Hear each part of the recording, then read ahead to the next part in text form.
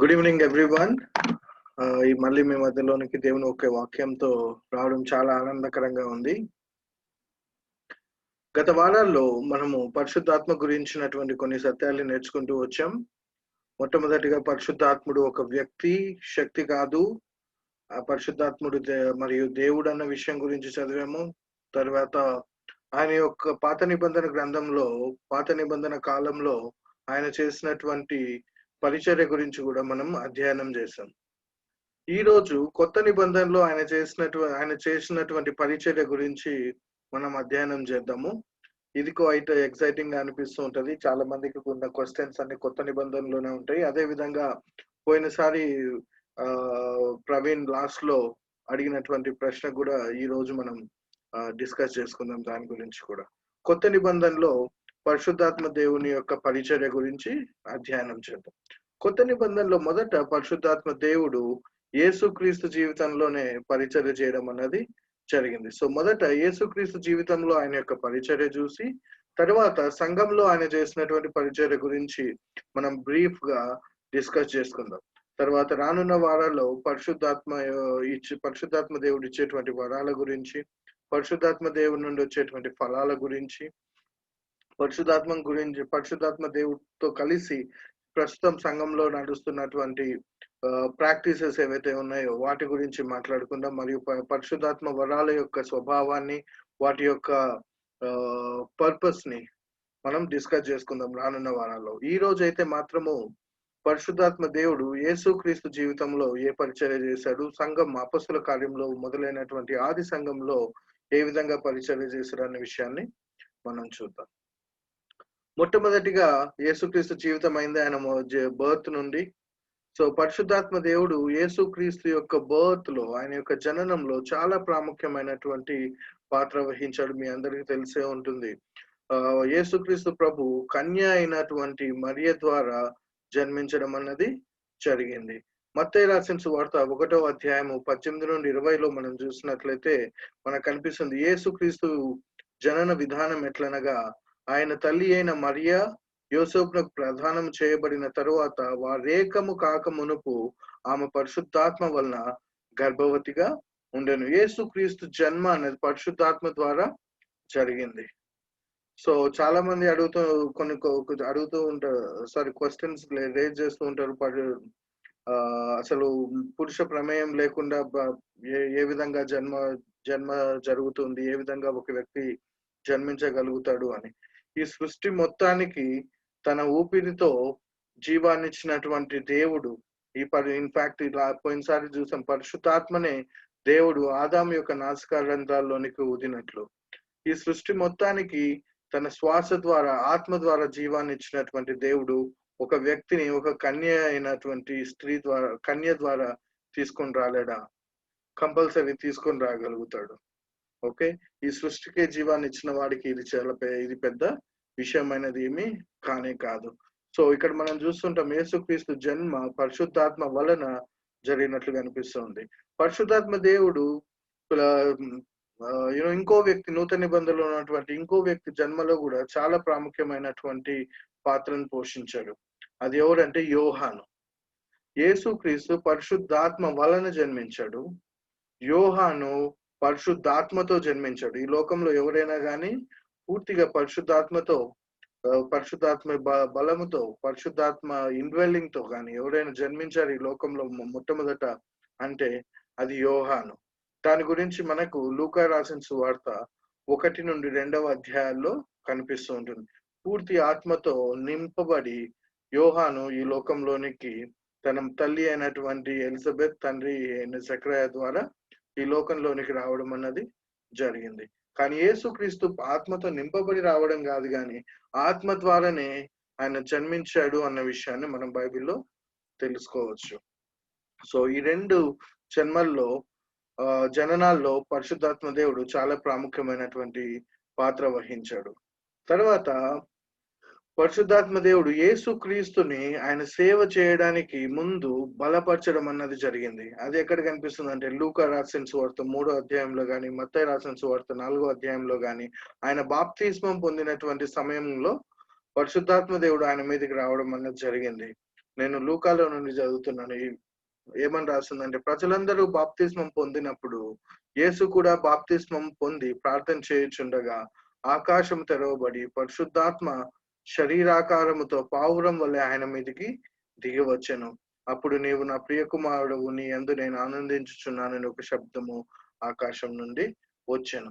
So ఆయన సేవ చేయడానికి ముందు మొట్టమొదటి చేసినటువంటి క్రియ ఏంటంటే బాప్తిస్మం పొందడం. ఆ బాప్తిస్మం పొందినప్పుడు పరిశుద్ధాత్మ దేవుడు యేసుక్రీస్తు మీదకి దిగి రావడం జరిగింది. ఆయనని బలపరచడం అన్నది జరిగింది. ఆ బలపరిచే ప్రక్రియలోనే మొదటిగా ఆయనని అరణ్యంలోనికి పరిశుద్ధాత్మ దేవుడే కొనిపోయినట్లు మనకు కనిపిస్తుంది. లూకా రాసిన సువార్త 4:1-2లో. అక్కడ ఏమని రాసిందంటే, యేసు పరిశుద్ధాత్మ పూర్ణుడై యోర్దాను నది నుండి తిరిగి వచ్చి 40 దినములు ఆత్మచేత అరణ్యములో నడిపింపబడి అపవాది చే శోధింపబడెను. ఆ దినములలో ఆయన ఏమీ తినలేదు. అవి తీరిన తరువాత ఆయన ఆకలిగొనెను.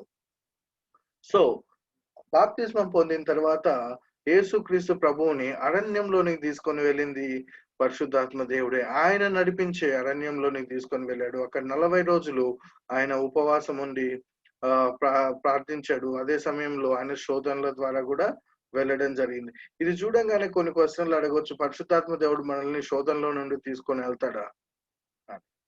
దానికి ఇచ్చే జవాబు ఏంటంటే వెరీ సింపుల్. ఇదే ప్రశ్న పౌలు కూడా కొరింథీయులకు రాసిన మొదటి పత్రికలో జవాబిస్తూ ఉంటాడు. God will never tempt people. దేవుడు ఎప్పుడు మనల్ని శోధనలోనికి తీసుకొని వెళ్ళడు, కానీ దేవుడు మనల్ని పరీక్షల ద్వారా తీసుకొని వెళ్తాడు. ఇంగ్లీష్ లో 2 పదాలు ఉంటాయి, temptation and test. Tempt and test. Temptation comes from the devil. ఈ టెంప్టేషన్ అనేది, శోధన అనేది సాతాను నుండి వస్తుంది. టెస్ట్ అన్న దానికి తెలుగులో ట్రాన్స్లేషన్ అంటే పరీక్ష. పరీక్షలు అన్నవి దేవుడి నుండి రావచ్చు. అబ్రహాముకు ఇస్సాకుని బలిమ్మని దేవుడు ఇచ్చింది ఏంటి? ఒక పరీక్ష అది. సో యేసుక్రీస్తుని రాళ్ళని రొట్టెలుగా చేయమని సాతాను తీసుకొచ్చింది ఏంటది? అది ఒక టెంప్టేషన్. ఈ రెండింటికి, శోధనకి పరీక్షకి మధ్యలో ఉన్నటువంటి డిఫరెన్స్ ని తెలుసుకోవడం మన ఆత్మీయ జీవితాల్లో చాలా ప్రాముఖ్యమైనటువంటిది అన్నది. శోధన ఎప్పుడు మనలో ఉన్నటువంటి చెడును బయటికి తీసుకొని వస్తుంది. Temptation brings the worst out of us and test brings the best out of us. పరీక్షలు ఎప్పుడు మనలో ఉన్నటువంటి మంచిదాన్ని బయటికి తీసుకొని వస్తాయి. ఎగ్జామ్స్ ఉంటాయి, మనకి పరీక్షలు రాస్తూ ఉంటాం. దాని నుండి ఏం రాస్తాం మనం? దాంట్లో మనకు వచ్చిన సంవత్సరం మొత్తం నేర్చుకున్నవి ఏవైతే ఉన్నాయో, మంచివి ఏవైతే ఉన్నాయో వాటన్నిటిని బయటికి తీసుకొని రావడం జరుగుతూ ఉంటుంది. So test bring the best out of us and temptation brings the worst out of us. So God takes us through tests but not through temptation. దేవుడు మనల్ని పరీక్షల ద్వారా తీసుకొని వెళ్తాడు, కానీ శోధనల ద్వారా తీసుకొని వెళ్ళడు. సాతానుడు ఎప్పుడు శోధనలు మన జీవితాల్లోనికి తీసుకొని వస్తుంటాడు, కానీ దేవుడు ఆ శోధనలను కూడా జయించడానికి కావలసినటువంటి శక్తిని మనకు అనుగ్రహిస్తూ ఉంటాడు. యేసుక్రీస్తు కూడా పరిశుద్ధాత్మ దేవుడు ఆ శోధనలను జయించడానికి, అంతేకాకుండా ఆయన సేవ చేయడానికి కావలసినటువంటి బలాన్ని ఆయన ఇచ్చినట్లు దేవుని యొక్క వాక్యంలో మనం చూస్తూ ఉంటాం. లూకా రాసిన సువార్త 4వ అధ్యాయము 17-18 వచనాల్లో చూసినట్లయితే ఈ విధంగా రాయబడి ఉంది. అప్పుడు యేసు ఆత్మ బలంతో గలిలయకు తిరిగి వెళ్ళెను. ఆయన గూర్చిన సమాచారం ఆ దేశమంతటా వ్యాపించెను.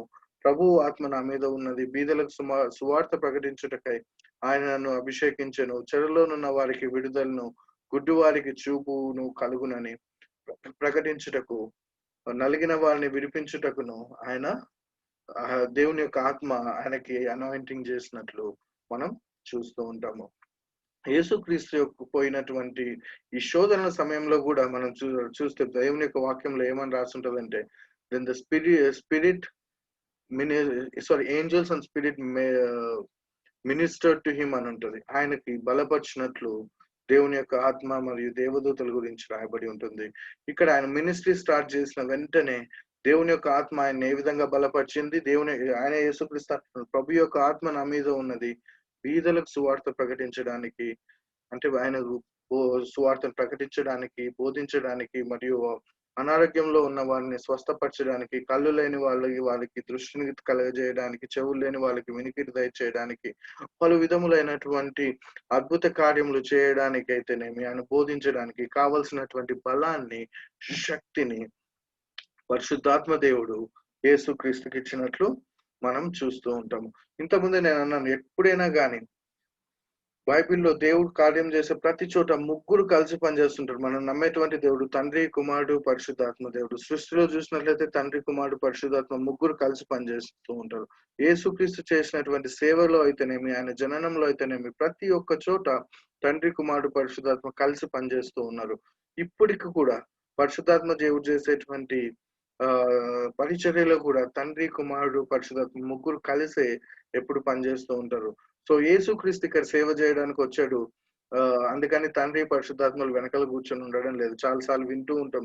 తండ్రి సృష్టించాడు, కుమారుడు రక్షించాడు, పరిశుద్ధాత్మ దేవుడు ఆ రక్షణ అనుభవంలోనికి తీసుకొని వస్తాడు. ఈ 3 పనులు వాళ్ళు సెపరేట్ చేస్తూ, వాళ్ళు చేసే పనులుగా డివైడ్ చేస్తుంటారు. ఏనాడు కూడా ఆ విధంగా చేయకూడదు. సో హౌవెవర్ యేసుక్రీస్తు మినిస్ట్రీ చేస్తున్నటువంటి సమయంలో ఆయన చేసినటువంటి అద్భుత కార్యాల వెనకాల అయితేనేమి, ఆయన బోధనల వెనకాల అయితేనేమి ఉన్నటువంటి బలం ఎవరిది? పరిశుద్ధాత్మ దేవుని యొక్క బలమే. తర్వాత Jesus perform miracles by the power of the Holy Spirit. పరిశుద్ధాత్మ దేవుని యొక్క శక్తి వలననే యేసుక్రీస్తు ప్రభువు కూడా అద్భుతాలని, ఆశ్చర్య కార్యాలని, సూచక క్రియల్ని చేయడం అన్నది జరిగింది. మత్తయి రాసిన సువార్త 12:28 ఏ విధంగా ఏమని రాయబడిందంటే, దేవుని ఆత్మ వలన నేను దయ్యములు వెళ్ళగొట్టుచున్న యెడల నిశ్చయంగా దేవుని రాజ్యం మీ ఎదుటకు వచ్చి ఉన్నదని యేసుక్రీస్తు ప్రభు అంటున్నారు. ఆయన ఎవరి వల్ల దయ్యాల్ని వెళ్ళగొడుతున్నాడు? దేవుని యొక్క ఆత్మ వలన దయ్యాల్ని వెళ్ళగొడుతున్నాడు అనే విషయం ఇక్కడ తెలియజేస్తూ ఉన్నాడు. తరువాత ఈ లూకా రాసిన సువార్త 5వ అధ్యాయము 17వ వచనంలో చూసినట్లయితే ఈ విధంగా రాయబడింది. ఒకడు ఆయన బోధించుచుండగా గలిలయ, యూదయ దేశముల ప్రతి గ్రామం నుండి, యెరూషలేము నుండి వచ్చిన పరిసయ్యులు, ధర్మశాస్త్రోపదేశకులను కూర్చుని ఉండగా ఆయన స్వస్థపరచునట్లు ప్రభువు శక్తి ఆయనకుండెను. అక్కడ చాలా మంది ప్రజలు అనేక ప్రాంతాల నుండి వస్తున్నారు. అక్కడ స్వస్థపరచడానికి ఏముందంటే ప్రభువు యొక్క శక్తి యేసుక్రీస్తుతో పాటు ఉంది అన్న విషయం మనం చూస్తుంటే, ఇంకో మాటలు చెప్పాలంటే పరిశుద్ధాత్మ శక్తి ద్వారా ఈయన యేసుక్రీస్తు ప్రభు స్వస్థత చేస్తూ ఉన్నాడు అన్న విషయాన్ని మనకు కనిపిస్తుంది. అదే దాన్ని యేసుక్రీస్తు యొక్క శిష్యులు కూడా వాళ్ళు దే ఆర్ విట్నెసింగ్ ఇట్. దాని గురించి ఈ విధంగా సాక్ష్యం ఇస్తున్నారు. అపొస్తలుల కార్యంలో 10వ అధ్యాయం 38వ వచనంలో ఏమని రాస్తుందంటే, అదేదనగా దేవుడు నజరేయుడైన యేసును పరిశుద్ధాత్మతోను శక్తితోను అభిషేకించినను నదియే దేవుడు ఆయనకు తోడై ఉండెను గనుక ఆయన మేలు చేయుచు అపవాది చేత పీడింపబడిన వారినందరినీ స్వస్థపరచుచు సంచరించుచుండెను. ఇక్కడ వాళ్ళు యేసుక్రీస్తు ప్రభు వారి యొక్క శిష్యులు ఇస్తున్నటువంటి సాక్ష్యం ఏంటంటే, దేవుని యొక్క ఆత్మ ఆయన ఆత్మతో దేవుడు యేసుక్రీస్తుని పరిశుద్ధాత్మతోను ఆయన శక్తితోను అభిషేకించినటువంటి కారణం చేత ఆయన స్వస్థతలు, సూచక క్రియలను, అపవాది బాధింపబడుతున్న వారికి విడుదలను దయచేస్తూ ఆయన యొక్క పరిచర్యని చేసినట్లు మనకి ఇక్కడ కనిపిస్తుంది. సో పరిశుద్ధాత్మ దేవుడు యేసుక్రీస్తు జననంలో ప్రాముఖ్యమైనటువంటి పాత్ర వహించాడు. ఆయన యొక్క సేవ చేయడంలో కావలసినటువంటి బలాన్ని సమకూర్చి ఆయన తోడే ఉండి శక్తిని ఆయనకు దయచేసి ఆయన ద్వారా గొప్ప కార్యాలని ఈ లోకంలో చేశాడు అన్నది మనకి ఇక్కడ తెలుస్తుంది. ఇంకొక మూడవది ఏంటంటే, పరిశుద్ధాత్మ దేవుడు యేసుక్రీస్తు యొక్క మరణంలో కూడా ఆయనతో పాటు ఉన్నట్లు మనకు అనిపిస్తుంది. దాన్ని ఏమంటారు? అటానింగ్ డెత్ అంటారు. ఆయన పాప పరిహారార్థముగా యేసుక్రీస్తు మరణించాడు చూశారు కదా. దానిలో పరిశుద్ధాత్మ దేవుడు ప్రాముఖ్యమైనటువంటి పాత్ర వహించినట్లు మనకి హెబ్రీయులకు రాసిన పత్రిక 9:4లో తెలుస్తూ ఉంది. నిత్యుడగు ఆత్మ ద్వారా తన్ను తాను దేవునికి నిర్దోషిగా అర్పించుకొని క్రీస్తు యొక్క రక్తము నిర్జీవ క్రియలను విడిచి జీవం గల దేవుని సేవించుటకు మీ మనస్సాక్షిని ఎంతో ఎక్కువగా శుద్ధము చేయను. యేసుక్రీస్తు తనంతాను దేని ద్వారా అర్పించుకున్నాడు అంటే, పాప పరిహారార్థమై, మన పాప పరిహారార్థమై అది అది దేవుని యొక్క ఆత్మ ద్వారా, పరిశుద్ధాత్మ ద్వారానే తనని తాను మన పాప పరిహారార్థమై అర్పించినట్లు మనకిక్కడ కనిపిస్తూ ఉంది. ఒకవేళ పరిశుద్ధాత్మ దేవుడు ఇక్కడ కార్యం చేయనట్లయితే ఆ పాప పరిహారార్థం ఏదైతే ఉందో అది కంప్లీట్ అయ్యేది కాదు. తరువాత చాలా ప్రాముఖ్యంగా యేసుక్రీస్తు ప్రభువు యొక్క పునరుద్ధానంలో కూడా పరిశుద్ధాత్మ దేవుడు గొప్ప పాత్ర వహించడం మనం చూస్తూ ఉంటాము. యేసుక్రీస్తు శరీరంను బట్టి దావీదు సంతానంగా మృతుల్లో నుండి పునరుద్ధానుడైనందున పరిశుద్ధమైన ఆత్మను బట్టి దేవుని కుమారుడుగా ప్రభావంతో నిరూపించబడెను. ఆయన దేవుని కుమారుడని నిరూపించడంలో పరిశుద్ధాత్మ చేసినటువంటి క్రియ ఏంటంటే యేసుక్రీస్తుని మరణంలో నుండి తిరిగి లేపడం. తద్వారా ఆయన దేవుని కుమారుడు అన్నటువంటి విషయం ఏమంటారు, ఇట్ వాస్ ప్రూవ్డ్, అది నిరూపింపబడెను అన్న విషయం మనకు తెలుస్తుంది. దాని గురించి రోమీలకు రాసిన పత్రిక 8:18 పౌలు ఏమని రాస్తాడంటే, మృతులలో నుండి యేసును లేపు అని ఆత్మ మీలో నివసించినట్లా మృతులలో నుండి క్రీస్తు యేసును లేపిన వాడు చావునకు లోనైన మీ శరీరములను కూడా మీలో నివసించుచున్న తన ఆత్మ ద్వారా జీవింపజేయును. మృతులలో ఉన్నటువంటి యేసు క్రీస్తుని పరిశుద్ధాత్మ ద్వారా దేవుడు లేపాడు అని, మృతుల్లో నుండి తిరిగి లేపాడు అని. ఇంకా సింప్లిఫై చేసి మాట్లాడుకోవాలంటే పరిశుద్ధాత్మ ద్వారా యేసుక్రీస్తు ప్రభువు మరణాన్ని జయించి మరణంలో నుండి తిరిగి లేచినట్లు మనం చూస్తూ ఉన్నాం. యేసుక్రీస్తు పునరుద్ధానం వెనకాల ఉన్నటువంటి గొప్ప శక్తి, పునరుద్ధానానికి కారణమైనటువంటి గొప్ప శక్తి వ్యక్తి ఎవరు అంటే పరిశుద్ధాత్మ దేవుడు. అదే దేవుడు మనలో నివసిస్తూ ఉన్నాడు కాబట్టి మనకు కూడా అటువంటి పునరుద్ధానాన్ని ఆయన మనకు దయచేయబోతూ ఉన్నాడు అన్న విషయంతో అపోస్తుడైన పౌలు మనల్ని ఎంకరేజ్ చేస్తూ ఉన్నాడు.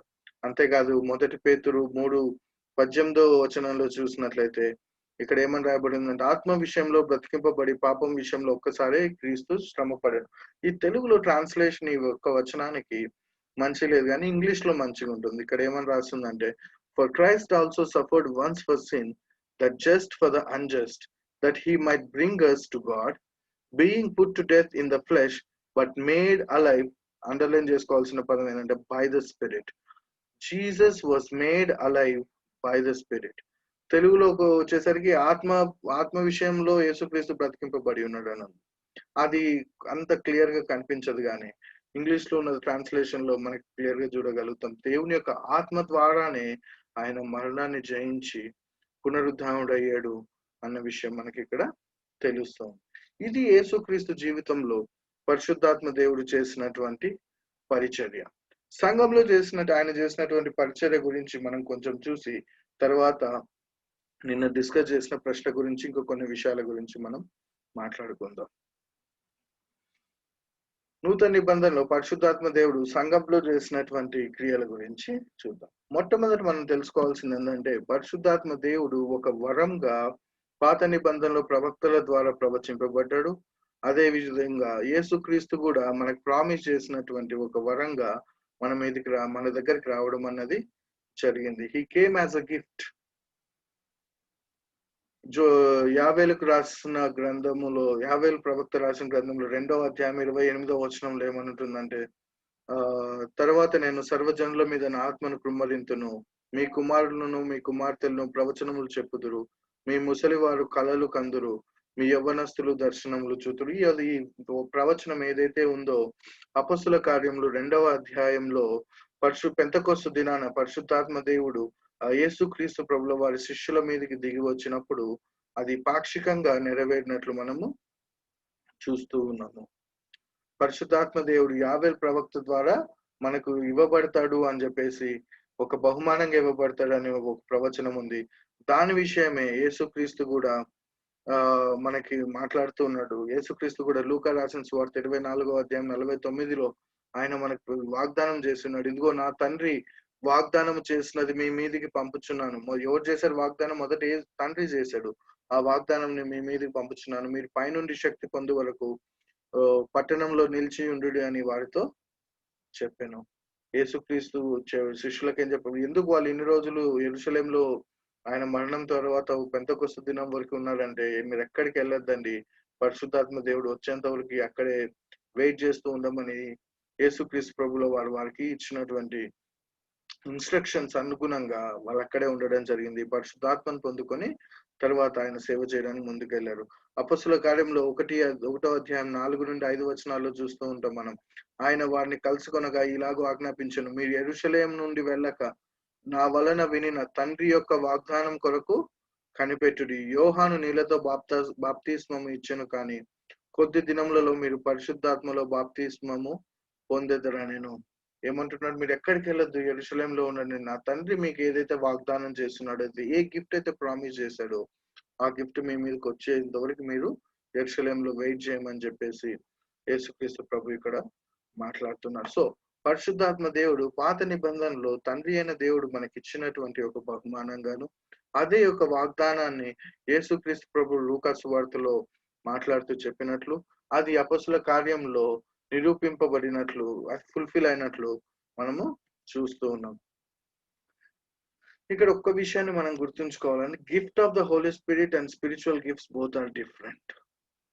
పరిశుద్ధాత్మ అనే వరము మరియు పరిశుద్ధాత్ముడు ఇచ్చేటువంటి వరాలు రెండు వేరే.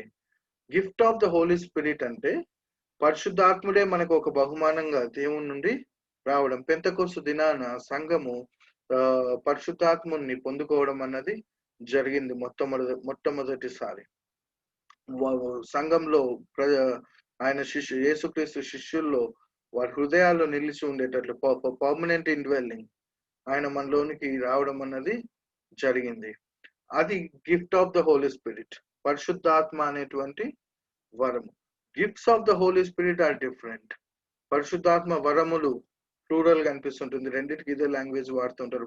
Gift of the Holy Spirit, gifts of the Holy Spirit. Singular వచ్చేసింది అనుకోండి, gift of the Holy Spirit, అది ఏ పరిశుద్ధాత్మ గురించే మాట్లాడుతూ ఉంది. Gifts of the Holy Spirit అనేసరికి మనకి లిస్ట్ గిఫ్ట్స్ గురించి మనకు తెలిసే ఉన్నాయి. స్వస్థత పరిచేటువంటిది అయితేనేమి, సూచక్రియలు చేయడం అయితేనేమి, ప్రవచనాలు అయితేనేమి, భాషలు అయితేనేమి, పలు విధాల వరాల గురించి మనం చూస్తూ ఉంటాము. సో ఆ రెండింటికి సంబంధించినటువంటి డిస్టింక్షన్ ని మనం ఎప్పుడు తెలుసుకొని అండర్స్టాండ్ చేసుకుంటూ ఉండాల్సిన అవసరం ఉంది. సో మొట్టమొదట వాగ్దాన రూపంలో అపొస్తలుల కార్యంలో ఆయన పరిశుద్ధాత్మ దేవుడు శిష్యుల మీద దిగి రావడం అన్నది జరిగింది. తర్వాత అపొస్తలుల కార్యం 1:8 చూస్తే ఎందుకోసం ఆయన ఇవ్వబడి ఉన్నాడు అన్న విషయం చూస్తే, ఆయనను పరిశుద్ధాత్మ మీదికి వచ్చినప్పుడు మీరు శక్తి నొందెదరు కనుక మీరు యెరూషలేములోను యూదయ సమరయ దేశముల ఎందంతటను భూదిగంతముల వరకు మీరు ఆయనకి విట్నెస్ చేస్తారని చెప్పేసి, ఆయన గురించి సాక్ష్యం ఇస్తారని చెప్పేసి దేవుని యొక్క వాక్యంలో రాయబడింది.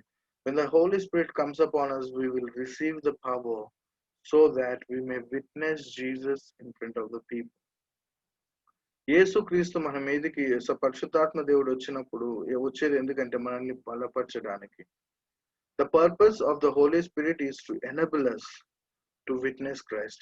యేసుక్రీస్తు గురించినటువంటి సాక్ష్యం ఇవ్వడానికి, ఆయన గురించి ప్రకటించడానికి కావలసినటువంటి బలాన్ని ఇవ్వడానికి పరిశుద్ధాత్మ దేవుడు మనలోనికి మన మీదికి రావడం అన్నది జరిగింది. So primary purpose of the Holy Spirit is to enable us to witness Jesus, not to speak in tongues, not to make miracles, not to make healings or any prophecy or any of such sort.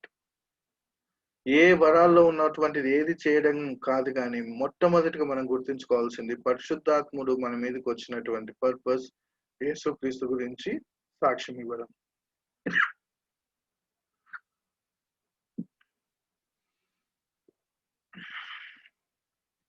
అందుకే పరిశుద్ధాత్మ దేవుడు శిష్యుల మీదకి రాగానే అపొస్తలుల కార్యం 2వ అధ్యాయంలో చూస్తాం, పేతురు బలంతో నిలబడి యేసుక్రీస్తు గురించినటువంటి సాక్ష్యాన్ని ఇస్తూ ఉన్నాడు.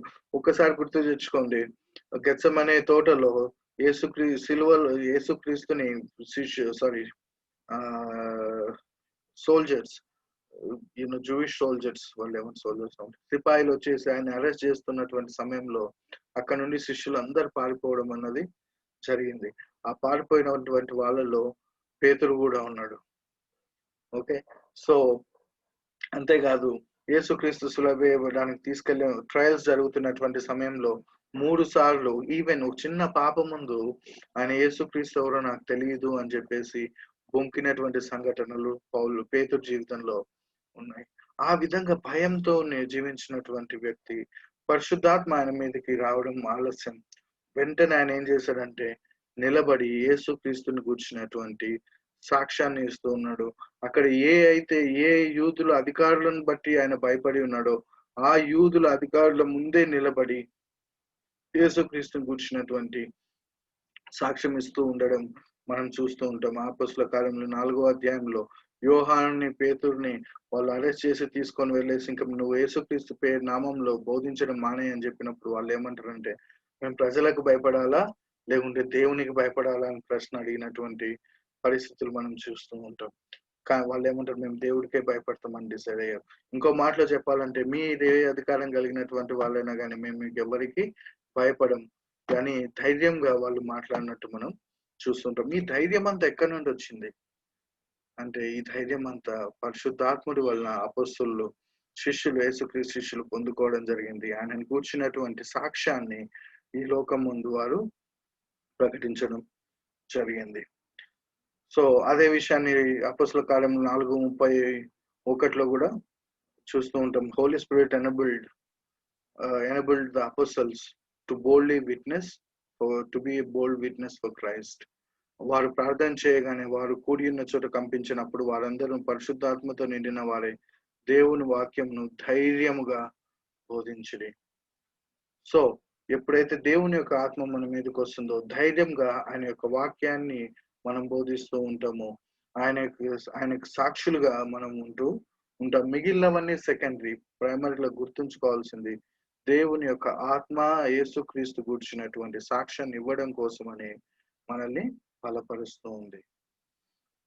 రెండవది Holy Spirit perform miracles through the apostles. చాలా మంది ద్వారా అపోస్తలుల ద్వారా ఆయన గొప్ప గొప్ప కార్యాలు ఏమైతే చేసే ఉన్నాడో అపోస్తల కార్యం మొత్తంలో మనము చూస్తూ ఉంటాము. ఈ గొప్ప అద్భుతాలని ఆయన చేస్తున్నాడు. ఈ అద్భుతాలను ఎందుకు చేశాడు అన్న విషయాన్ని మనం చూసుకోవాలి. అద్భుతాలు చేశాడంటే సరిపోదు కానీ ఆ ప్రతి ఒక్క అద్భుతం వెనుకల ఒక కారణం అన్నది ఉంది. ఈ అద్భుతాలు చేయడానికి కారణం ఏంటంటే మొదటిది to display the power of God. దేవుని యొక్క శక్తిని ప్రజల మధ్యలో ప్రకటించడానికని పరిశుద్ధాత్మ దేవుడు ఈ అపోస్తుల ద్వారా అద్భుతాలు చేయడం అన్నది జరిగింది. తర్వాత టు గ్లోరిఫై గాడ్, దేవుణ్ణి మహిమపరచడం కోసమని అపోస్తుల ద్వారా అద్భుతాలని దేవుడు చేయడం జరిగింది.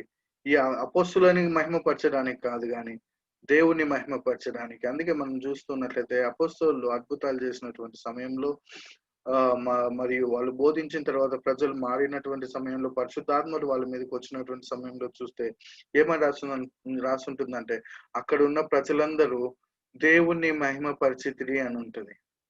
సో ఏ అద్భుతమైన ఏ సూచక క్రియ అయినా కానీ పరిశుద్ధాత్మ దేవుడు చేసినప్పుడు దేవుని మహిమార్థమై ఆయన చేయడం జరిగింది. సో ఇది మనం చాలా జాగ్రత్తగా గుర్తుంచుకోవాలి.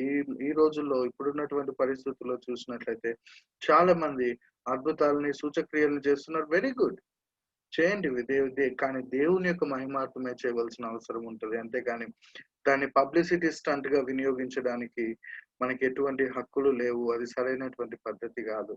ఎవరైనా మిరకల్ జరిగితే దాన్ని రికార్డ్ చేయడం, షూట్ చేయడము, అందరికి చూడండి ఇక్కడ మిరకల్స్ జరిగాయి, ఇక్కడికి రండి, మా దగ్గరికి రండి అని అనాల్సిన అవసరం లేదు. అది సరైనటువంటి పద్ధతి కాదు.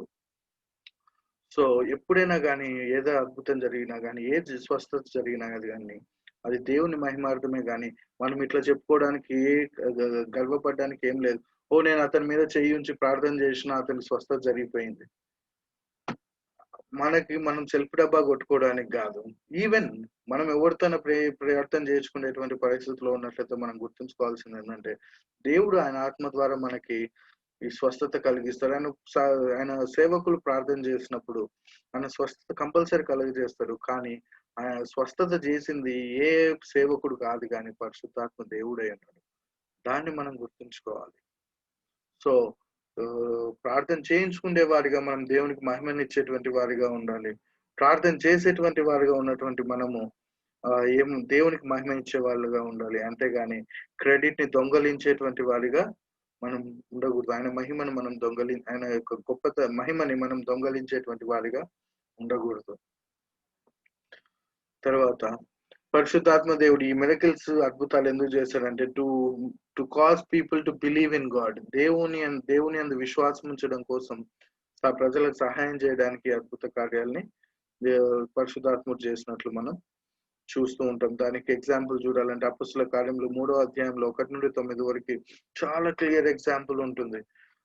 అక్కడ టెంపుల్ గేట్ దగ్గర ఉన్నటువంటి వ్యక్తిని పేతురు, యోహాను స్వస్థపరచడం జరుగుతుంది. ఆ స్వస్థత చూసి ఎంతో మంది యేసుక్రీస్తు మీద విశ్వాసం ఉంచినట్లు మనం అక్కడ చూస్తూ ఉంటాం. 5,000 మంది జాయిన్ అయినట్లు మనం చూస్తూ ఉంటాము. అక్కడ పేతురు స్వస్థపరిచిన తర్వాత ఆయనని అక్కడ ఉన్నటువంటి యూదుల్లో ఉన్నటువంటి అధికారులు ప్రశ్నించడం అనేది జరుగుతూ ఉంటుంది.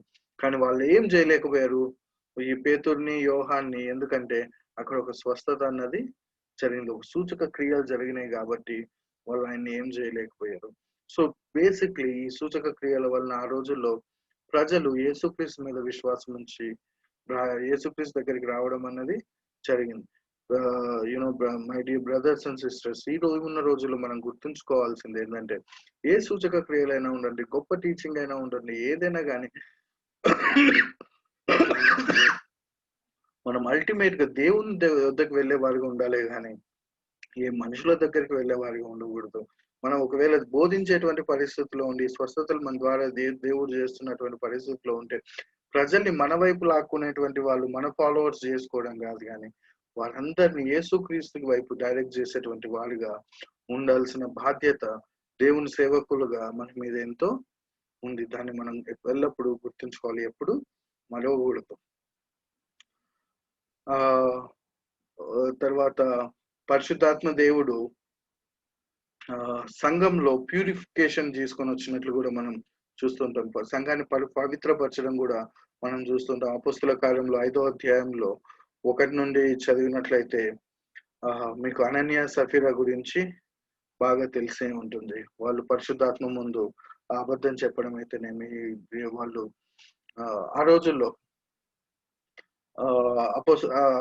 అపోస్తల్ టీచింగ్స్ విన్న తర్వాత అక్కడ ఉన్నటువంటి శిష్యులు అందరూ వారికి ఉన్నవన్నీ అమ్మేసి అపోస్తల్ దగ్గరికి తీసుకొచ్చి షేర్ చేసుకొని వాళ్ళు ఒక్కటిగా ఒక కమ్యూనిటీ లా జీవించడం జరిగింది. కానీ వీళ్ళు సెల్ఫిష్ గా ఆలోచించి అటు ఇటు రెండు వైపులో ఉండి వాళ్ళు ఒక గేమ్ ఆడడం మనం అక్కడ చూస్తూ ఉంటాం. కొంత డబ్బు దాచిపెట్టుకొని కొంత డబ్బు అందరికి ఇక్కడ అపోస్తల దగ్గర ఇచ్చేసి మేమంతా గొప్ప పని చేసాం అన్నట్లు క్రెడిట్ పొందడానికి ట్రై చేసినటువంటి పరిస్థితులు అక్కడ ఉంటాయి. సో అక్కడ వారి మీదకి వచ్చినటువంటి తీర్పు మీ అందరికీ తెలిసినటువంటిది. అటువంటి క్రియల ద్వారా పరిశుద్ధాత్ముడు సంఘాన్ని ప్యూరిఫై చేశాడు అన్న విషయం కూడా మనం తెలుసుకోవాలి. అది జరిగిన తర్వాత ప్రజల్లో దేవుడు అంటే ఒక భయము, ఒక రెవరెన్స్, ఇన్ఫాక్ట్ చెప్పాలంటే రెవరెన్స్ అనేది మనకి అక్కడ కనిపిస్తూ ఉంటది. తర్వాత అపొస్తలుడైన పౌలు పరిశుద్ధాత్మ దేవుడు ప్రజలని ఆయన యొక్క దేవుని యొక్క సేవలో మిషన్స్ కోసం మొట్టమొదటి మిషనరీ బైబిల్లో మనకు కనిపించేది ఎవరంటే అపొస్తలుడైన పౌలు. ఈ మిషన్స్ కోసం ప్రజల్ని ఆయన ప్రత్యేక పరుస్తూ ఉంటాడు. ఇంకో మాటలో చెప్పాలంటే దేవుని యొక్క సేవ కోసమై పరిశుద్ధాత్మ దేవుడే ప్రజల్ని పిలుస్తూ ఉంటాడు.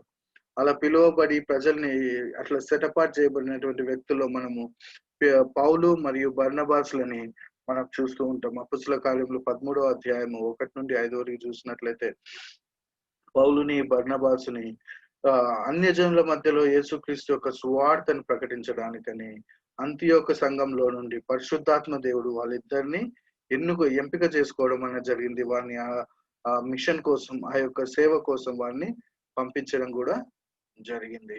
సో దేవుడు కూడా మనల్ని కూడా దేవుని సేవ కోసం పిలిచేది ఎవరంటే పరిశుద్ధాత్మ దేవుడే. తర్వాత ఈ పరిశుద్ధాత్మ దేవుడే మనల్ని నింపి, ఆయనలో నింపి మరియు మనకి డైరెక్ట్ చేస్తూ ఉంటాడు, మనల్ని ఇన్ఫ్లుయెన్స్ చేస్తూ ఉంటాడు, మనల్ని గైడ్ చేస్తూ ఉంటాడు. ఆ విధంగా గైడ్ చేయబడిన వంటి వాళ్ళని దేవుని యొక్క సంఘంలో పరిచర్య చేయడానికని అపొస్తలుల కార్యంలో నియమించడం జరిగింది. అపోస్తుల కార్యంలో 6:1-4 వరకు చూసినట్లయితే అక్కడ డీకన్స్ గురించినటువంటి స్పెసిఫికేషన్స్ ఇవ్వడం జరిగింది. డీకన్స్ పరిశుద్ధాత్మ చేత నింపబడినటువంటి వారిని సంఘంలో సేవ కోసమై అపోస్తలులు ఎన్నుకోవడం అనేది అక్కడ జరిగింది. సో ఆయన మనలో నింపబడి మనల్ని డైరెక్ట్ చేస్తూ గైడ్ చేస్తూ ఉంటాడు. అలా గైడ్ చేసినటువంటి వాళ్ళని దేవుని యొక్క సేవలో ఎఫెక్టివ్ గా వాడబడ్డానికి ఆయన ఎల్లప్పుడూ నడిపిస్తూ ఉంటాడు. తర్వాత అపోస్తులు పరిశుద్ధాత్మ దేవుడే ప్రాఫిట్స్ ద్వారా అంటే ప్రవక్తల ద్వారా మాట్లాడినటువంటి వాడిగా మనకు కనిపిస్తూ ఉంటుంది. అపోస్తులు నూతన నిబంధనలు కూడా అపోస్తుల కార్యంలో 11:27-28 మనకు కనిపిస్తుంది. అగబస్ అనేటువంటి ప్రవక్త ఆ రోజుల్లో యెరూషలేంలో గొప్ప ఫ్యామిన్ రాబోతుంది, కరువు రాబోతుంది అని చెప్పేసి ఆయన ప్రవచనం చేయడం జరుగుతుంది. అంతేకాదు పౌలు తన 3వ మిషన్ ట్రిప్ లో మిషనరీ జర్నీలో జెరూసలేంకి వెళ్తున్నప్పుడు ఫిలిప్పీలో ఆయన గురించి మరోసారి ప్రవచనం చేస్తాడు. నువ్వు జెరూసలేంకి వెళ్ళినట్లయితే అక్కడ నువ్వు బంధింపబడి అక్కడ నుండి ట్రయల్స్ లోనికి వెళ్ళడానికి జరుగుతుంది, అక్కడ నుంచి జైలుకి వెళ్ళడానికి, రోమ్ దగ్గరికి చివరికి మరణం వరకు నువ్వు వెళ్ళడానికి అవుతుంది అని చెప్పేసి ప్రవచించినటువంటి వ్యక్తి అగబస్. కానీ పౌలు ఆయన మాటలు ఏం తీసుకోకుండా దేవుడు ఆయనకు ఆల్రెడీ నిర్ణయించినటువంటి చిత్తం పౌలుకు ఆల్రెడీ తెలుసు కాబట్టి ఆయన యెరూషలేముకు వెళ్ళి చివరికి రోమ్ చేరి అక్కడ యేసుక్రీస్తు గురించినటువంటి సాక్ష్యాన్ని ఇచ్చినట్లు మనం చూస్తూ ఉంటాం. అంతేకాదు మనం ఆల్రెడీ చేస్తున్నటువంటి పనిలో నుండి ఎక్కడైనా వేరే దాని వైపు స్పెషల్ గా మనల్ని నడిపించాలి అన్నప్పుడు కూడా పరిశుద్ధాత్మ దేవుడు మనల్ని డైరెక్ట్ చేస్తూ ఉంటాడు. దాన్ని మనం అపోస్తుల కార్యంలో 16:6 చూస్తుంటాం. మాసిడోనియన్ కాల్ అంటారు. పౌలు ఏషియా మైనర్ లో ఉన్నప్పుడు ఆయనని మాసిడోనియా వైపు తీసుకొని వెళ్ళడానికి కలలో మా దేవుడు మాట్లాడి ఆత్మ ద్వారా పేతురుతో మాట్లాడి పేతుర్ని ఈ పేతురు పౌలుతో మాట్లాడి పౌలుని మాసిడోనియా వైపు సేవకి తీసుకొని వెళ్ళినట్లు మనకి కనిపిస్తుంది. ఇంకా చివరి 2 విషయాలు ఉన్నాయండి. అది ఒకటి ఏంటంటే పరిశుద్ధాత్మ దేవుడు he is the one who determines and distributes and develops spiritual gifts to build the body of Christ. ఎవరికి ఏ ఆత్మ వరాలు ఇవ్వాలన్నది డిసైడ్ చేసేది ఆయనే. దాన్ని ప్రజల్లో పొందిన వాళ్ళు డెవలప్ చేసేది ఆయన పరిశుద్ధాత్మ దేవుడే అన్నాడు. ఆత్మ తన చిత్తానుసారంగా ఎవరికి ఏ వరాలు ఇవ్వాలో డిసైడ్ అయ్యి ఇవ్వడం జరుగుతుంది. సో దీని గురించి క్లియర్ గా మనం రానున్నటువంటి వారాల్లో చదువుకుందాం పరిశుద్ధాత్మ వరాల గురించి. బట్ బేసిక్లీ ఇక్కడ మనం తెలుసుకోవాల్సింది ఏంటంటే పరిశుద్ధాత్మ దేవుడు సంఘం యొక్క వెల్ఫేర్ కోసమని ప్రజలకి సంఘంలో ఉన్నటువంటి వారికి ఆత్మ వరాలని ఇవ్వడం అనేది జరుగుతుంది. తద్వారా సంఘంలో ఒకరికొకరు సహాయపడుతూ సేవ చేస్తూ ఉండడానికి. తర్వాత పరిశుద్ధాత్మ దేవుడు మన ద్వారా ఫలాలని he bears fruit through us ఫలింపజేసేటువంటి వాడిగా ఉన్నాడు. అది మనం గలతీయులకు రాసిన పత్రిక 5వ అధ్యాయం 22వ వచనంలో చూస్తుంటాం. ఇది మీ అందరికీ తెలిసినటువంటిదే. ఇది ఆత్మ ఫలముల గురించినటువంటి దేవుని యొక్క వాక్యం. పరిశుద్ధాత్మ దేవుడు మన ద్వారా ఆత్మ ఫలాలని ఫలింపజేస్తూ ఉంటాడు. ఇది కొత్త నిబంధనలో ఆయన చేసినటువంటి పరిచర్య. ఓకే, ఈ ఆత్మ ఫలాల గురించి ఆత్మ వరాల గురించి మళ్ళీ మనం డిస్కస్ చేసుకుందాం. అందువల్ల నేను వాటి గురించి ఏమి రోజు మాట్లాడట్లేదు. బట్ ఒక్క విషయాన్ని క్లారిఫై చేయాలని అనుకుంటున్నాను. అదేంటంటే baptism of the Holy Spirit. చాలా సార్లు ప్రజలు అడుగుతుంటారు ఇదే ప్రశ్న, ఏంది ఆత్మలో బాప్తిస్మం, పరిశుద్ధాత్మ బాప్తిస్మం అంటే ఏంటి, పరిశుద్ధాత్మ బాప్తిస్మం అంటే కొందరు అంటారు పరిశుద్ధాత్మను పొందుకున్నప్పుడు నేను భాషలో మాట్లాడే అది పరిశుద్ధాత్మ బాప్తిస్మం అని. కొందరు అంటారు పరిశుద్ధాత్మ బాప్తిస్మం నేను బాప్తిస్మం పొందిన వెంటనే నేను ఆత్మతో నింపబడ్డా, నాకంతా ఒళ్ళంతా మంటల్లాగా ఇలా అనిపించింది, నాకు తెలియని ఏదో ఒక శక్తి వచ్చింది, అది పరిశుద్ధాత్మ బాప్తిస్మం అని కొందరు అంటూ ఉంటారు. అసలు పరిశుద్ధాత్మ బాప్తిస్మంకు ఉన్నటువంటి ఇంపార్టెన్స్ గురించి, అసలు దాని యొక్క అవసరాన్ని గురించి మనం తెలుసుకోవాల్సిన వారమే అన్నాం. సో దాని గురించి ఫ్యూ కమెంట్స్ చేస్తాను. పరిశుద్ధాత్మ బాప్తిస్మం అంటే ఏదో కొత్త శక్తిని పొందుకోవడము కాదు, ఏదో మంటల మీదకి రావడము కాదు, భాషలో మాట్లాడటము కూడా కాదు. అండ్ పూర్తిగా బలంతో నింపబడడం కూడా కాదు. బాప్తిస్మం, పరిశుద్ధాత్మ బాప్తిస్మం అని మాట్లాడినప్పుడు ఈ బాప్తిస్మం యొక్క ఇంపార్టెన్స్ మనం తెలుసుకోవాల్సిన ప్రాముఖ్యత ఎంతైనా ఉంది. మొదట బాప్తిస్మం గురించి మాట్లాడుకొని తర్వాత బాప్తిస్మం, పరిశుద్ధాత్మలో బాప్తిస్మం గురించి మనం మాట్లాడాల్సిన అవసరం ఉంటుంది. Why baptism? మొదట బాప్తిజం గురించి మనం యోహాను నుండి వింటూ ఉంటాం. యోహాను బాప్తిస్మం ఎందుకు ఇచ్చాడు? జవాబు ఏంటి అంటే, యోహాను విల్డర్నెస్ లో ఉన్నప్పుడు దేవుడు ఆయనకు అంటాడు, నువ్వు వెళ్ళి బాప్తిస్మం ఇవ్వు ప్రజలకి, ఎవరి మీద అయితే నా ఆత్మ నిలబడి ఉంటుందో ఆయన నా ప్రియ కుమారుడు. సో యోహాను వచ్చినటువంటి పని ఏంటి? John came to prepare the way of the Lord. యేసుక్రీస్తుకు ముందు మార్గాన్ని సరళం చేయడానికని యోహాను రావడం జరిగింది. ఆయన విల్డర్నెస్ లో ఉన్నప్పుడు దేవుడు ఆయనకు చెప్పాడు, ఎవరి మీద నా ఆత్మ నింపబడి ఉంటుందో వాడు నా కుమారుడు అని. సో యోహాను యొక్క మినిస్ట్రీ ఏంటి అసలు ఇక్కడ అంటే, ఆయన యేసుక్రీస్తు యొక్క మార్గాన్ని సరళం చేయడం. ఏ విధంగా చేస్తున్నాడు? ఒకటి, ప్రజలని మారు మనస్సు పొంది పాపం విషయమై దేవుని వైపు మరలమని చెప్పడం. రెండవది, ఈ మెస్సయ ఎవరో లోకానికి పరిచయం చేయడం. ఈ పరిచయం ఎట్లా చేస్తున్నాడంటే, ఈ బాప్తిస్మం ద్వారా ఆయన లోకానికి యేసుక్రీస్తుని పరిచయం చేస్తూ ఉన్నాడు. సో అందరిలాగానే యేసుక్రీస్తు బాప్తిస్మం తీసుకోవడానికి వచ్చినప్పుడు ఆయన మీదకి దేవుని యొక్క ఆత్మ దిగడం జరిగింది. తర్వాత యోహాను యేసుక్రీస్తు గురించి సాక్ష్యం ఇస్తూ ఉంటాడు, ఇదిగో లోక పాపమును మోసుకొని పోవు దేవుని గొర్రెపిల్ల అని. ఇశ్రాయేలుకి ఇవ్వబడినటువంటి దేవుని కుమారుడు అన్నటువంటి విషయాన్ని, అసలు దేవుడు యేసుక్రీస్తు దేవుడు కుమారుడు అని అక్కడ ఉన్నటువంటి ప్రజలకు ఎట్లా తెలిసింది అంటే, యోహాన్ చెప్తేనే తెలుస్తుంది. యోహాన్ శిష్యులు ఆయనతో పాటు ఉన్నప్పుడు ఈ శిష్యులకు చూపిస్తాడు, యేసుక్రీస్తుని చూపించి, ఈయన లోక పాపం మోసుకొని పోవు దేవుని గొర్రెపిల్ల అనగానే శిష్యులు యోహాను వదిలేసి యేసుక్రీస్తుని ఫాలో అవ్వడం అనేది జరిగింది. సో ఈ బాప్తిజం యొక్క పర్పస్ ఇక్కడ ఏంటి అంటే, రానున్నటువంటి వ్యక్తిని ఇంట్రడ్యూస్ చేయడానికి. ఓకే, అదే మాటని అపోస్తుడైన పౌలు అపోస్తుల కార్యములు 19వ అధ్యాయం 4వ వచనంలో రాస్తూ ఉంటాడు. John indeed baptized with baptism of repentance, saying to people that they should believe on him who would come after him. అందుకు పౌలు, యోహాను తన వెనుక వచ్చు అని యందు అనగా యేసునందు విశ్వాసం ఉంచవలనని ప్రజలతో చెప్పుచు వారు మారు మనస్సు విషయమైన బాప్తిస్మం ఇచ్చనని వారితో చెప్పాను. సో ఎందుకు బాప్తిస్మం ఇస్తున్నాడు యోహాను?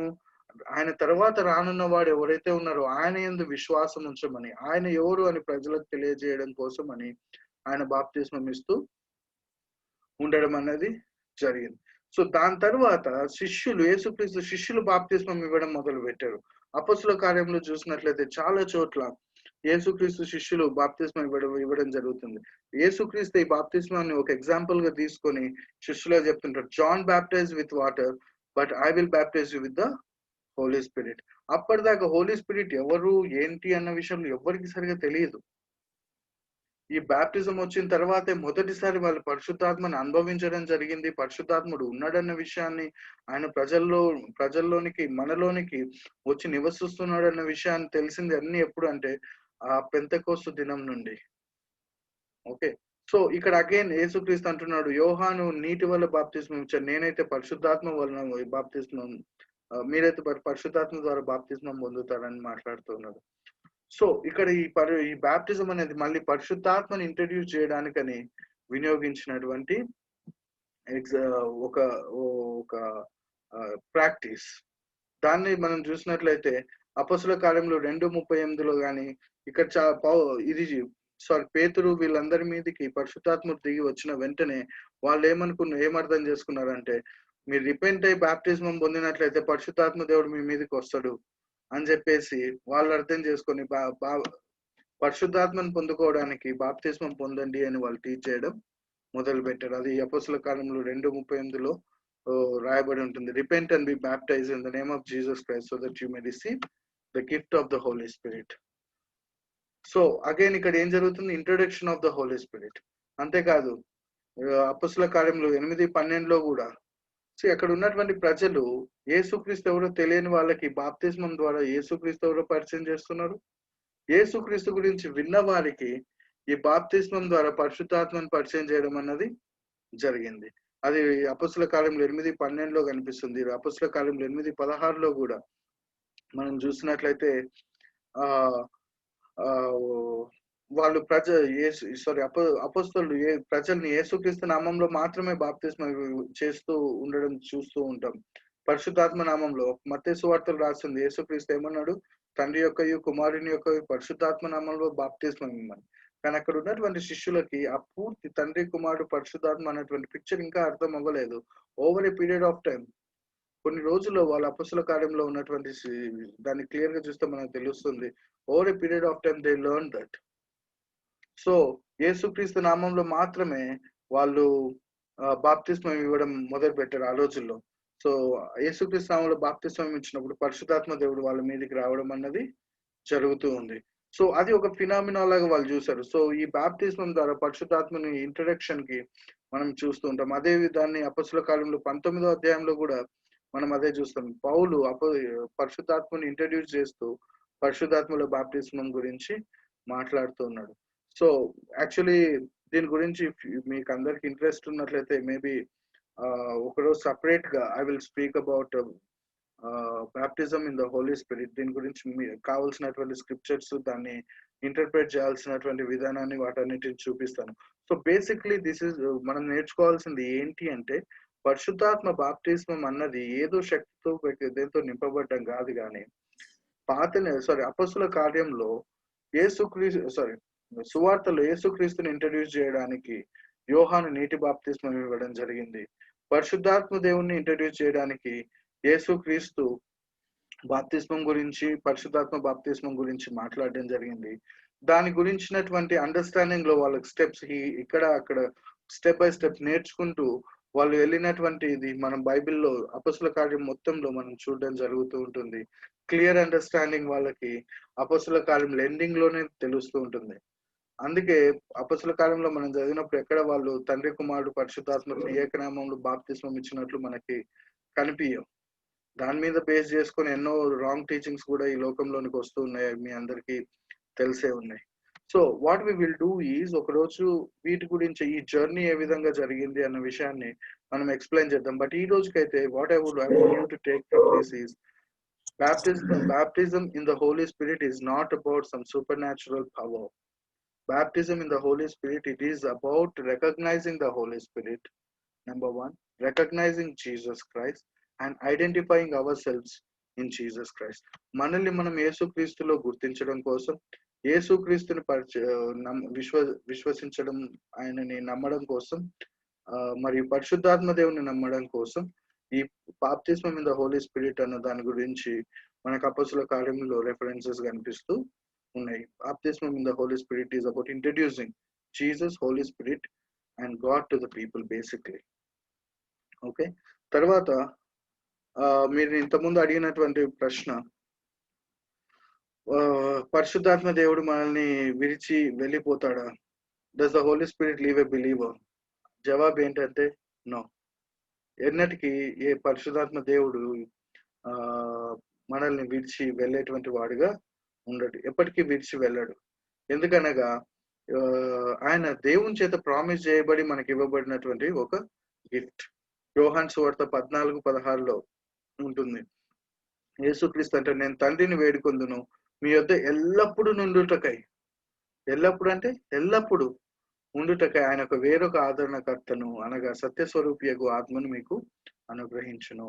దేవుడు ఎల్లప్పుడు పరిశుద్ధాత్ముడు మనతో ఉండడానికని ఇచ్చాడు కాబట్టి ఎప్పటికీ ఆయన వెనక్కి తీసుకోడు. ఒకవేళ నువ్వు పరిశుద్ధాత్మను పొందినట్లయితే ఎన్నటికీ ఆయన నిన్ను విడిచి వెళ్ళడం అన్నది ఉండదు. అంతేకాదు రోమీలకు రాసిన పత్రిక 11:29 ఏమని రాస్తుందంటే, ఏలైనగా దేవుడు తన కృపావరముల విషయంలోను పిలుపు విషయంలోను పశ్చాత్తాపడదు. ఇంగ్లీష్ లో ఏమంటదంటే, the calling of the Lord and the gifts of the Lord are irrevocable.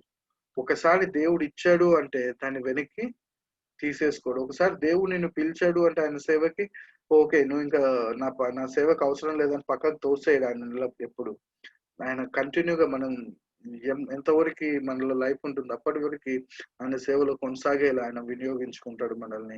ఆయన ఒక గిఫ్ట్ అనేది మనకి ఇచ్చినట్లయితే పర్మనెంట్ గా గిఫ్ట్ మనకు ఇవ్వడం జరుగుతుంటుంది. అంతేకాదు మన రక్షణకే పరిశుద్ధాత్మ దేవుడు ఒక గ్యారంటీగా సీల్ లాగా ఉన్నట్లు ఎఫెసీలకు రాసిన పత్రిక 1:13-14 మనం చూస్తూ ఉంటాం. సో ఆయనే గ్యారంటీ. మన యొక్క రక్షణ కోసం అయితే. ఓకే. అండ్ ఇట్లాంటప్పుడు పరిశుద్ధాత్మ దేవుడు మనల్ని విడిచి ఎలా వెళ్ళగలుగుతాడు? పరిశుద్ధాత్మ దేవుడు మనిషి విడిచి వెళ్ళడం అన్నది లేనే లేదు. ఇంకొక చోట బైబిల్‌లో రాయబడి ఉంటుంది. Whoever have the Spirit of God are the children of God. దేవుని ఆత్మ కలిగిన వాళ్ళు దేవుని యొక్క పిల్లలై ఉన్నారని. ఒకసారి మనం పిల్లలైన తర్వాత కెన్ వి బికమ్ అన్‌చైల్డ్? ఒకసారి పుడతాం. దేవుని బోర్న్ అగైన్ అయినటువంటి వ్యక్తి. Once you are born, can you become unborn? We cannot become unborn. Once a son, always son. So పరిశుద్ధాత్మ దేవుడు ఎన్నడూ మనల్ని విడిచిపెట్టి వెళ్ళడం అనేది లేనే లేదు. కానీ మనము అందరూ what about when I'm committing sin constantly, continuously పాపం చేస్తుంటే ఎలా? మనం పాపం చేస్తున్నటువంటి సమయంలో పరిశుద్ధాత్మ దేవుడు మనతో మాట్లాడుతూ ఉంటాడు. ఆ పాపం గురించి మనకి తెలియజేస్తూ రిపెండెన్స్ వైపు నడిపిస్తూ ఉంటాడు. మనం వింటే వెళ్ళని కూడా ఆ జర్నీ ఆ విధంగా నడుస్తుంటుంది. మనం చేస్తూ ఉంటాం, ఆయన తెలియజేస్తాడు, మనం రిపెంట్ అవుతాం, ముందుకెళ్తాం. ఒకవేళ ఆయన స్వరాన్ని వినకుండా కంటిన్యూగా రిజెక్ట్ చేస్తూ ఉంటే ఏమవుతుందంటే ఆ స్వరం మనకు వినిపించడం ఆగిపోతుంది. ఇంకో మాటలో చెప్పాలంటే అక్కడ దేవుడు ఆ స్వరం ఆపడం కాదు కానీ we become insensitive to listen to him. ఒకే పాపాన్ని చేస్తూ ఉన్నప్పుడు కొన్ని రోజులకు అనుకుంటాం ఇట్లా చేస్తే పాపము, ఇక దేవుడు నన్ను ఎప్పుడు క్షమిస్తాడు? ఎప్పటికీ క్షమించడు. అది దేవుడు చెప్పే మాట కాదు, అది మనంతటికి మనం క్రియేట్ చేసుకుని. దేవుని యొక్క ఆత్మ ఏం చెప్తుంది? రిపెంట్. ఈ మొదటి యోహాను 1:9 ఉన్నట్లు మన పాపాలని ఆయన క్షమిస్తాడు అని చెప్పేసి ఆయన రాయబడి ఉంది. ఆ సో పరిశుద్ధాత్మ దేవుడు ఎప్పుడైనా కానీ మనం రిపెంట్ చేయమని చెప్పేసి మనల్ని ప్రోత్సహిస్తూ ఉంటాడు. కానీ మనం ఎప్పుడైతే అంటామో ఇన్నిసార్లు చేస్తే ఇంకా దేవుడు నేను రిపెంట్ అయినా నాకు ఈ క్షమాపణ ఇవ్వడు అంటాం చూసారా? అది ఏంటంటే మనం వి బికేమ్ ఇన్సెన్సిటివ్. మనల్ని మనం we are closing our ears to hear from the Holy Spirit. So కంటిన్యూగా మనం పాపం చేసేటప్పుడు పరిశుద్ధాత్మ దేవుడు మనల్ని విడిచిపెట్టి వెళ్ళడు కానీ మనతోనే ఉంటాడు. కానీ ఆయన స్వరాన్ని వినడంలో మనం మందగస్తులం అవుతుంటాం అంటారు కదా, వినలేకపోతాం. We become insensitive. సో పరిశుద్ధాత్మ దేవుడు గురించి మాట్లాడుతూ పౌలు అంటే do not grieve the Holy Spirit. దాని గురించి మళ్ళీ ఎప్పుడైనా మాట్లాడుకుందాం. సో ఒకటి, పరిశుద్ధాత్మ దేవుడు మన దగ్గరికి వచ్చిన వాడు ఎప్పటికీ వెళ్ళడు. ఎందుకంటే ఆయన నిత్యం మనతో ఉండడానికి దేవుని చేత ప్రామిస్ చేయబడి ఉన్నాడు. మన నిరీక్షణకి, మన యొక్క నిత్య జీవానికి ఆయన ఒక సీల్ లాగా గ్యారంటీగా ఉండడం అన్నది జరిగింది. దేవుడు ఒకసారి ఇచ్చిన గిఫ్ట్ ని ఆయన మళ్ళీ వెనక్కి తీసుకునేవాడు కాదు. అన్నిటికంటే ముందు ముఖ్యమైనటువంటి ఒక ప్రామిస్ దేవుడు చేశాడు, నేను ఎన్నడూ వీడువను ఎడబాయను అని. So he said he will never leave us not forsake us. Then అంత ప్రామిస్ చేసినటువంటి దేవుడు ఆత్మను మన నుండి తీసేసుకుంటాడా? లేనే లేదు. So this is what I wanted to discuss with you. పరిశుద్ధాత్మ బాప్టిస్మం గురించి, పరిశుద్ధాత్మ వరాల గురించి డీటెయిల్ గా మనం రానున్న వివరాల్లో పరిశుద్ధాత్మ ఫలం గురించి కూడా మనం డిస్కస్ చేసుకుందాం. Somebody asked A question, what about unpardonable sin? Unpardonable sin గురించి కూడా we'll discuss about it. As a Christian we can never commit unpardonable sin. That I want you to understand. క్రైస్తవులుగా మనం ఎప్పటికీ క్షమించరానటువంటి పాపాన్ని మనం చేయలేము. దాని గురించినటువంటి ఎక్స్ప్లెనేషన్ కూడా నేను బాప్తిస్మం గురించి మాట్లాడుతున్నప్పుడు నేను మీకు ఎక్స్ప్లెయిన్ చేస్తాను. మీకు ఏమైనా క్వశ్చన్స్ ఉంటే దయచేసి అడగవచ్చు. ఏమన్నా మీరు యాడ్ చేయాలనుకుంటే please feel free to do that.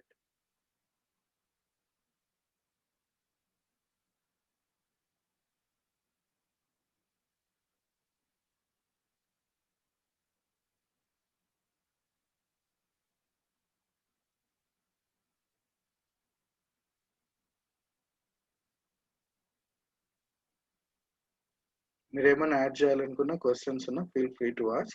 If we could not address in this session, we can address them in the next session.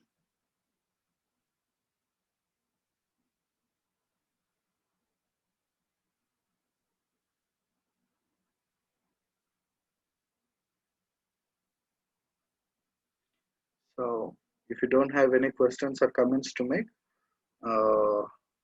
I would like to ask Praveen to take over. Thank you. Yeah, I think next session lo anni answers vastayi anukoni అడగట్లేదేమో. That's fine. So we'll close this session. I request Devakumar uncle, Pastor uncle, to please pray and close. తీసుకుందామండి. కృపగల తండ్రి, ప్రేమ ప్రభువా, నాయన ఈ రాత్రికాల సమయంలో పరిశుద్ధాత్మ గురించిన విషయాలు మాకు నేర్పుచున్నందుకు మీ పాదాలకి స్తోత్రమయ్య. పరిశుద్ధాత్మ యొక్క శక్తి వాటి గురించి మాకు తండ్రి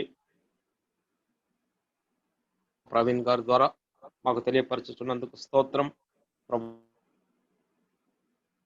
రాబోయే దినాలలో వాటి ద్వారా నాయన మేము ఈ యొక్క ఆత్మ సంబంధమైన మేలులు పొందేటట్టు మాకందరికి మీ కృప దయచేయండి. సేవ చేస్తుండగా బిడ్డని మీ పరిశుద్ధాత్మ హస్తతో నింపి, పరిశుద్ధాత్మతో నింపి మీ సహాయము, మీ యొక్క ప్రభా కృప ఆ బిడ్డపై, ఆ బిడ్డ కుటుంబంపై మీరు చూపించండి నాయన. మరి అదే విధంగా నాయన మరి ఉన్న ప్రతి ఒక్కరి కొరకు ప్రార్థన చేయుచున్నాను తండ్రి. ప్రతి ఒక్క బిడ్డని ఎవరైతే ఈ రోజు రాత్రికాల సమయంలో మరి యొక్క జూమ్ ప్రోగ్రాంకి వచ్చి ఉన్నారో వారందరికీ మీ కృపను దయచేయండి. మేము తండ్రి ప్రతి గురువారం ఈ విధంగా జరుపుకుంటుండగా మీ పరిశుద్ధాత్మ గురించి ఇంకా ఎన్నో విషయాలు మేము నేర్చుకోవాల్సి ఉన్నది రాబోయే దినాలలో. వీటన్నింటినీ మేము ప్రభువా నేర్చుకొని తండ్రి మీకు మహిమ కలగ జీవితము మేము జీవించేటట్టు మాకు సహాయం చేయండి. మీ కృపతో, మీ ప్రేమతో బిడ్డని ఆశీర్వదించండి ప్రభువా. ప్రవీణ్ గారిని, వారి యొక్క అదేవిధంగా ఫ్యామిలీని అందరినీ మీరు ఆశీర్వదించండి. కూడి ఉన్న ప్రతి ఒక్క బిడ్డని కూడా ఆశీర్వదించండి. ప్రతి ఒక్కరిని మీ పాద సన్నిధికి తెచ్చు ప్రభు అయిన యేసుక్రీస్తు యొక్క పరిశుద్ధ నామంలో వేడుకొంచున్నాను తండ్రి, ఆమేన్. తండ్రి అయిన దేవుని ప్రేమ, ప్రభు అయిన యేసుక్రీస్తు యొక్క కృప, పరిశుద్ధాత్మ సహవాసము కూడి ఉన్న ప్రతి ఒక్కరికి, మరి ముఖ్యంగా ఈ దినము పరిశుద్ధాత్మ గురించి మనకి దేవుని యొక్క వాక్యమును బోధించినటువంటి బిడ్డకి, దైవజనునికి, అదేవిధంగా ఈ ప్రపంచంలో ఉండేటువంటి ప్రతి ఒక్క దైవజనునికి, విశ్వాసికి ఇప్పుడు ఎల్లప్పుడూ సదాకాలము తోడై ఉండును గాక. ఆమేన్, ఆమేన్.